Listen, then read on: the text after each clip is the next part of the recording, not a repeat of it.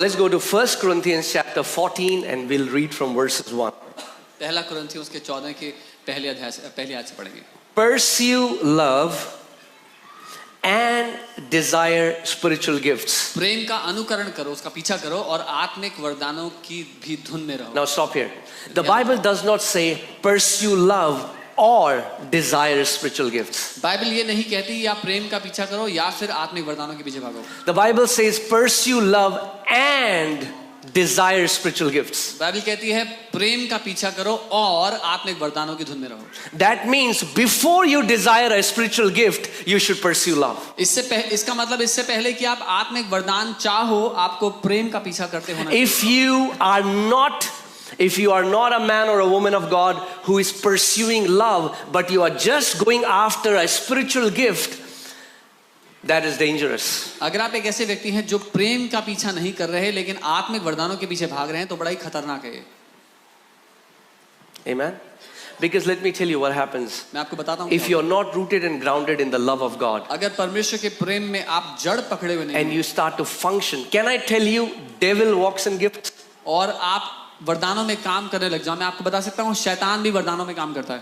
Let me say that again. मैं दोबारा कहता हूँ. Devil flows in spiritual gifts. शैतान भी आत्मिक वरदानों में काम So करता है. just because a minister flows in a spiritual gift, that is not a sign that they are mature. सिर्फ इसलिए कि एक सेवक वरदानों में काम करता है ये चिन्ह नहीं कि वो परिपक्व है.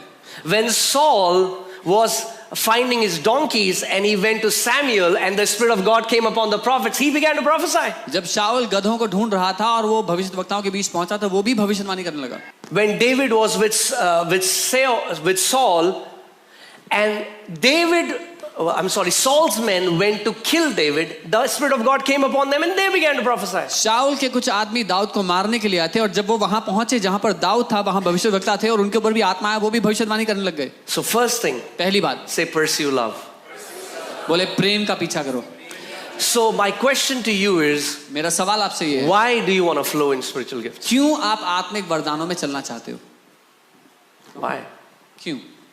Is it because your heart beats for people?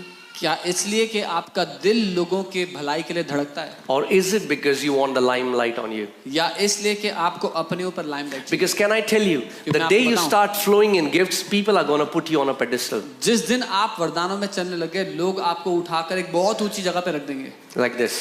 चुटकी भर में. And if your character is not developed, और अगर आपका चरित्र उसके लिए मजबूत नहीं हुआ, the anointing can take you somewhere, but your character will keep you there. अभिषेक आपको किसी जगह ले तो जाएगा लेकिन आपका चरित्र आपको वहां बना करके रखेगा. Saul got anointed, wasn't a king for a long time. शाऊल का अभिषेक तो हो गया पर ज्यादा समय राजा नहीं रहा वो. Come on. Amen. Amen. So our first foundation, why we want a supernatural ministry or why you want, the first foundation is love. So हमारी पहली जो नींव है क्यों हम आत्मिक वरदानों में चलना चाहते हैं वो नींव है प्रेम. Amen.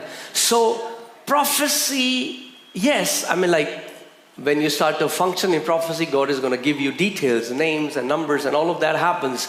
But the main focus is not to get details. The main focus is, Father, how do you see this person? हाँ, जब आप भविष्यवाणी में चलोगे तो आपको डिटेल्स मिलेगी, नाम, नंबर, लोगों की जानकारी मिलेगी, लेकिन मुख्य मुद्दा जानकारी पाना नहीं है, लेकिन ये जानना है कि पिता आप इस व्यक्ति को कैसे देखते हो. Amen. Amen. So you are revealing the Father's heart to the person you're prophesying. तो आप पिता का दिल प्रकट कर रहे हो उस व्यक्ति पर जिस पर आप भविष्यवाणी कर रहे हो. Let me read this scripture again. मैं वचन दोबारा पढ़ता हूँ. Pursue love and desire spiritual gifts. प्रेम का पीछा करो और आत्मिक वरदानों की धुन में रहो. Amen. Amen. But specially that you may prophesy. लेकिन खास कर इस बारे में कि तुम भविष्यवाणी करो. Can I tell you, if love is the reason you are motivated to walk in gifts, you would always be a pure, unadulterated voice of God to people. क्या मैं आपसे कह सकता हूँ अगर आप प्रेम के कारण से वरदानों में चलोगे तो हमेशा एक पवित्र बिना मिलावट की आवाज होगी लोगों के लिए. Amen. Hallelujah. Why does God want everyone to prophesy? Because it's his heart. He wants to communicate to his children. परमेश्वर क्यों चाहता है कि हर कोई भविष्यवाणी करे? क्योंकि उसका दिल है वो अपने बच्चों से बात करना चाहता है. Amen. So first thing you should know is तो पहली बात आपको that पता होनी चाहिए it's the Heavenly Father's heart that a church will be a prophetic church. ये स्वर्गीय पिता का दिल है कि एक कलीसिया भविष्यवाणी करने वाली कलीसिया हो.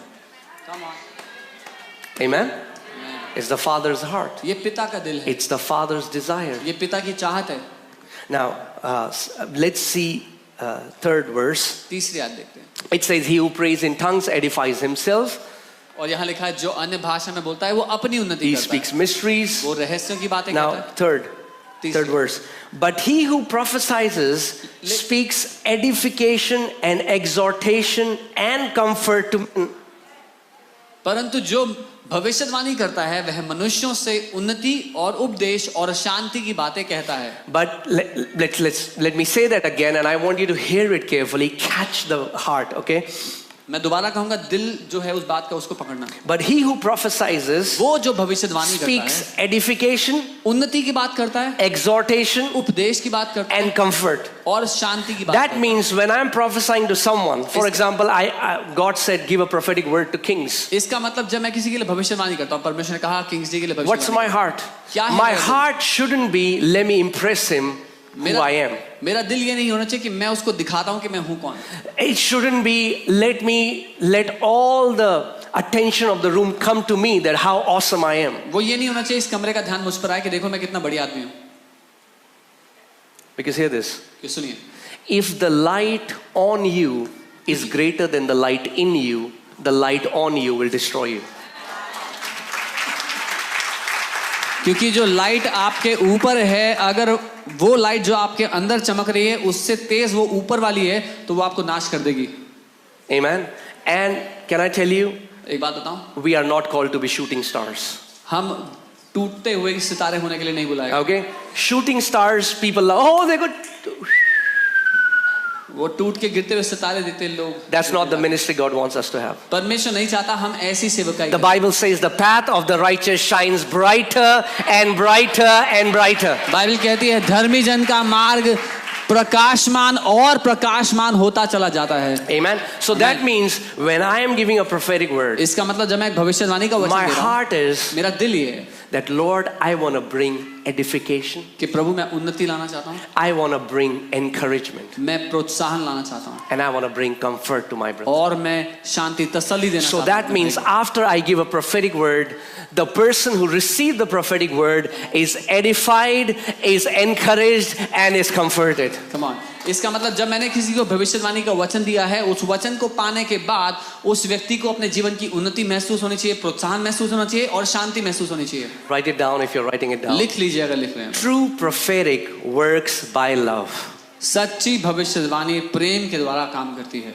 Let me say that again. दोबारा कहता हूँ. True prophetic works by love. सच्ची भविष्यवाणी प्रेम के द्वारा काम करती है. That means the more you're flowing in love, the sharper your prophecy will be. इसका मतलब जितना ज्यादा आप परमेश्वर के प्रेम में चल रहे हैं उतना पैना उतना तेज आपका भविष्यवाणी का वरदान. The more you are walking in love, the more you will bring edification, encouragement and comfort to the person who receives the जितना prophetic ज्यादा word. आप प्रेम में चलेंगे उतना ज्यादा उन्नति प्रोत्साहन और तसल्ली आप सामने वाले को देंगे. Never give a prophetic word when you're empty.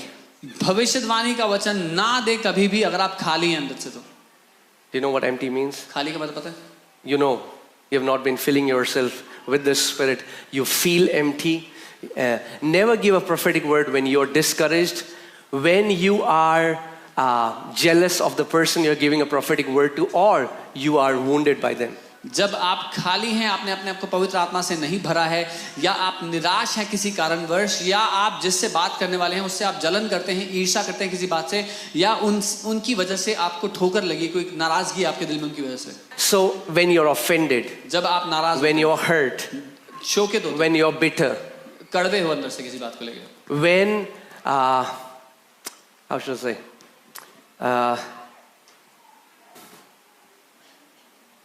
in those times, don't give a prophetic word. ऐसे समयों में भविष्यवाणी का वचन ना दें.